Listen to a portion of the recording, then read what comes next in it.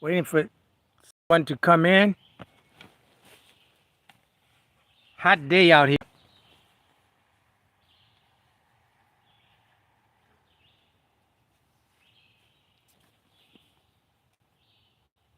Let's see if anyone comes in. I am just here chilling. Hard day's work. It's been a lot of fun. Got some rain while I was here, not much. And of course, this is one of those impromptus. I'm just out here in the bush practicing some primitive skills, some resilient skills, unyielding skills, and untamed skills.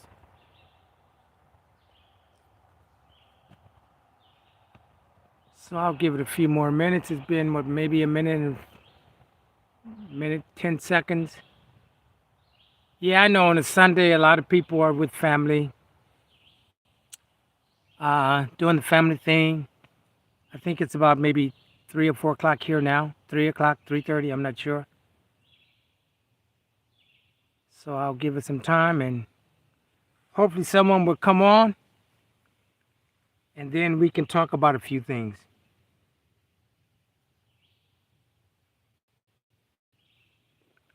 Man, trying to keep your glasses from fogging up.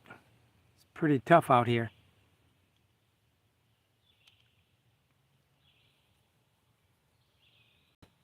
I don't know if anyone's getting a signal. I know I had a hard time getting online.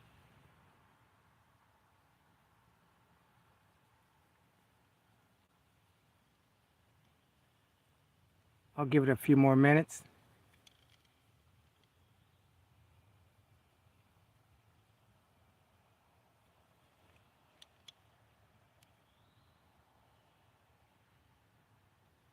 Wow, that's a lot better. I'm not saying double now.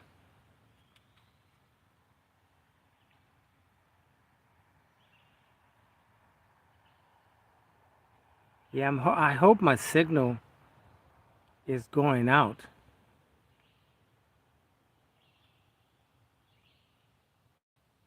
It's really somewhat, I can hear cars on the highway, but it is pretty subtle here right now.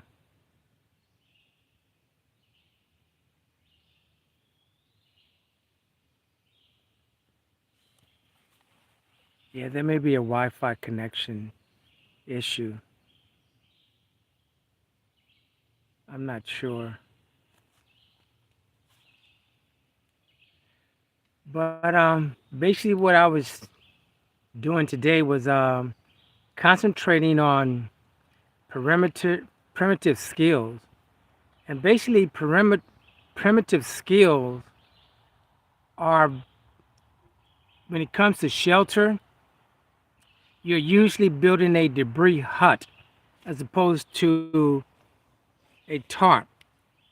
That debris hut can easily be an A-frame or lean-to, and you should have at least 4 inches of insulation on the outside, and you'll also have to make your bedding as well out of Mother Nature.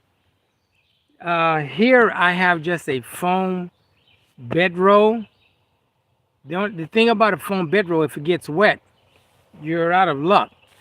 So if I were to use a foam bedroll and stick into primitive bushcrafting, I would have to make a bed first. I would at least 4 inches when compressed out of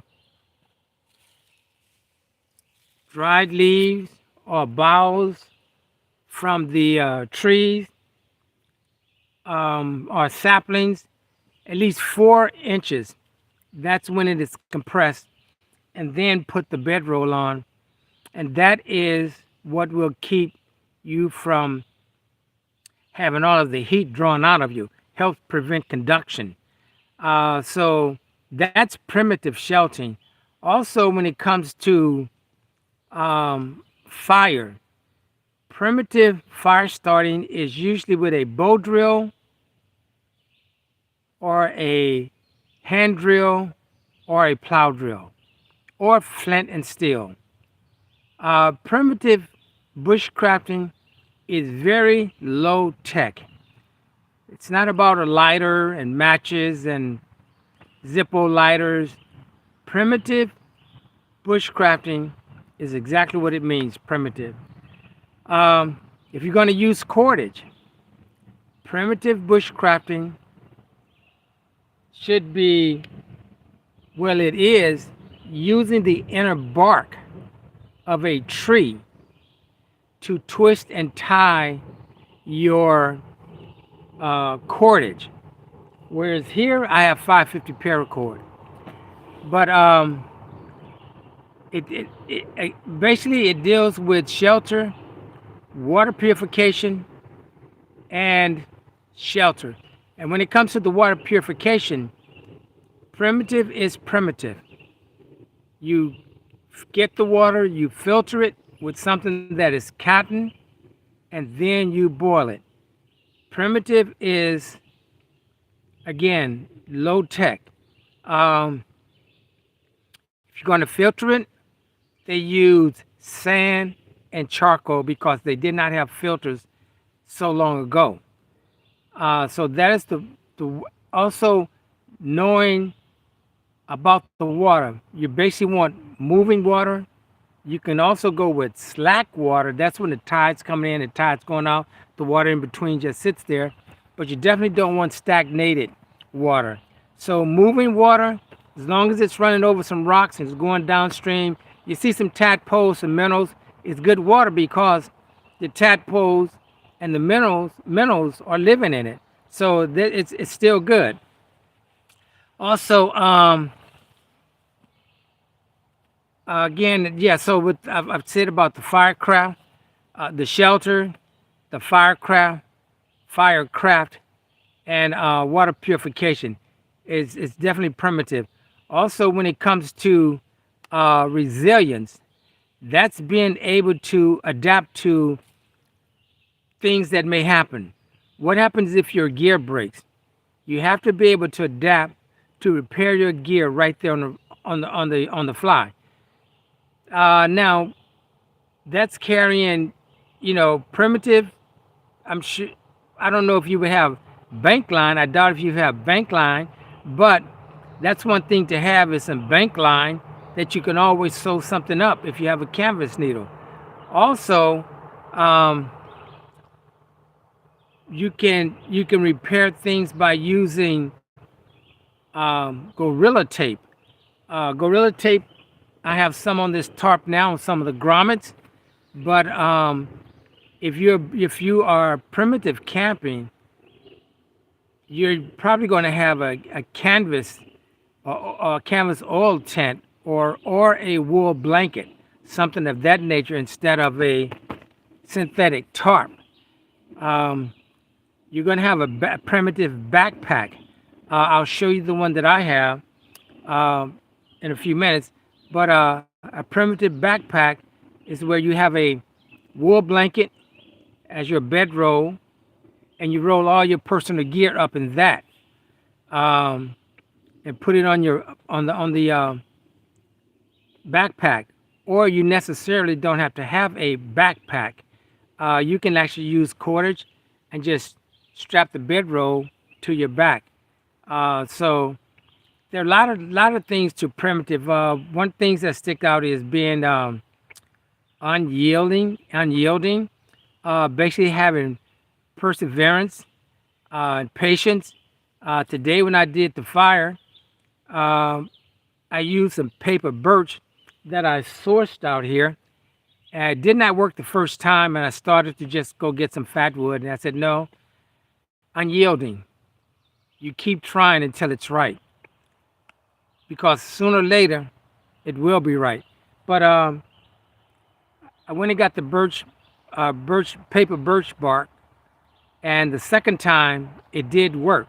So that's a testament of unyielding.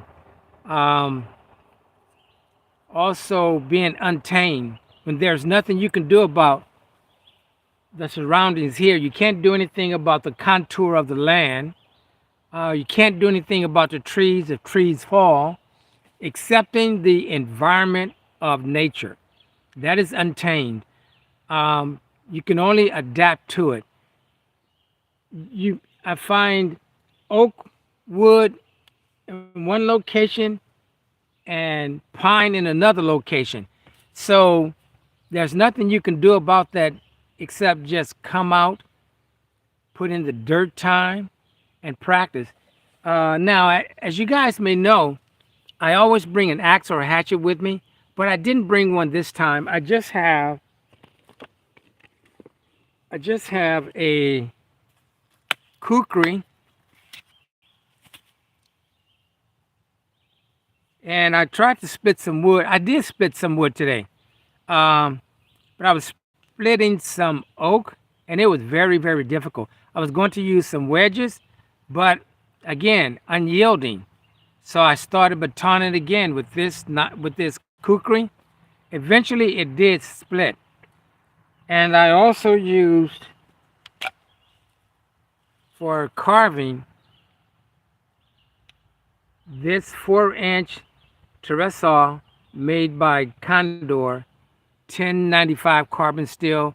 I used this to make tent pegs, make the points on the tent pegs, did the champering with the tent pegs, and I also made the 7 knot or the L knot with this knife because primitive, I did not, primitive doesn't have metal tent pegs or plastic tent pegs. So you make your tent stakes, and that's what I did. I did use a Baco Laplander saw. Let's see, where is it?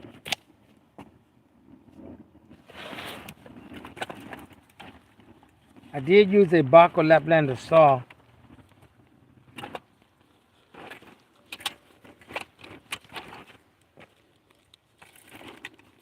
I know it's in here because this is not for cutting massive wood. It cuts wood. And you can also split with this. If, for an example,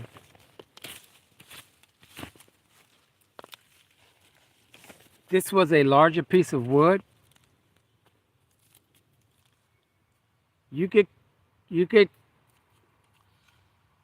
cut saw on this portion, turn it over, and saw on this portion, then hit it against Mother Nature, and it would split. That's one way of splitting wood with a saw. This is a 7-inch blade. I think, yeah, 7-inch blade or a 7.5-inch blade. Has 7 teeth per inch. So it's pretty good. But those are the cutting tools that I used today. But it was a lot of fun. Again, I concentrated on primitive, resistance. God, I'm tired here. Primitive, unyielding, untamed, and resilience. Those are the skills I practiced today. So I brought maybe half of what I usually bring, and so I didn't have a lot of stuff.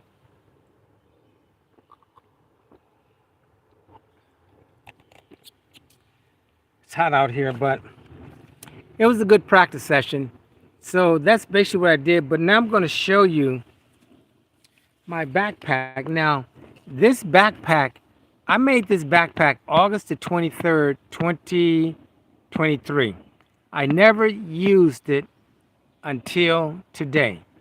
And it is very primitive. So I'm going to show this to you. Let's walk over here.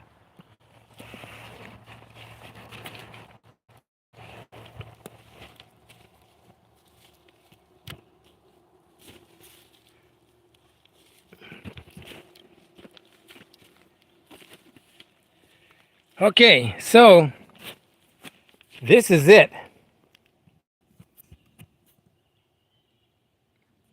I took 3 logs, I split them. This is the portion here that goes against my back. This is the mule tape that I use. Let's see if you can use mule tape that I use to horse it on me. Um,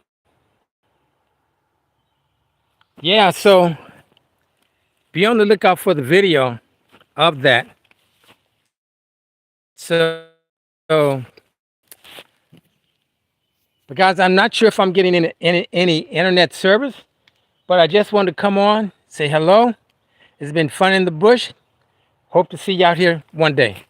Stay safe, everyone. This is the Virginia Bushcrafter.